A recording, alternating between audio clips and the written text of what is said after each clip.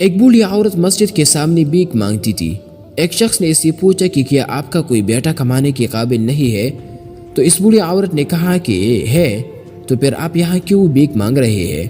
بوڑھی عورت نے کہا کہ میرے شوہر کا انتقال ہو گیا ہے، میرا بیٹا نوکری کے لیے بیرون ملک گیا ہے، جاتے ہوئے اخراجات کے لیے مجھے کچھ رقم دے کر گیا تھا، وہ خرچ ہو گئی ہے، اسی وجہ سے میں بھیک مانگ رہی ہوں۔ اس شخص نے پوچھا کہ آپ کا بیٹا آپ کو کچھ نہیں بیچتا ہے؟ بوڑھی عورت نے کہا میرا بیٹا ہر ماہ رنگا رنگ کاغذ بیچتا ہے جسے میں گھر میں دیوار پر چپکا کر رکھتی ہوں۔ وہ شخص اس کے گھر گیا اور دیکھا کہ دیوار پر بینک کے 60 ڈرافٹ چسپاں کر دیے گئے ہیں، ہر ڈرافٹ 50,000 روپے کا تھا۔ تعلیم یافتہ نہ ہونے کی وجہ سے وہ عورت نہیں جانتی تھی کہ اس کے پاس کتنی دولت ہے۔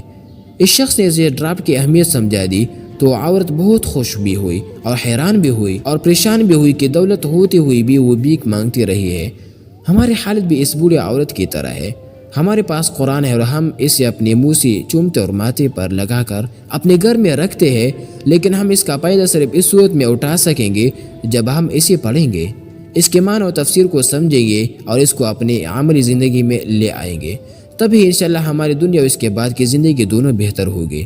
بہت بڑا خزانہ ہمارے پاس موجود ہے، لیکن ہماری جہالت کی وجہ سے اس میں چھپے انعامات سے آج ہم سب محروم ہیں۔ اللہ پاک ہم سب کو قرآن پاک کی عظمت کو سمجھنے کی توفیق عطا فرمائے، آمین یا رب العالمین۔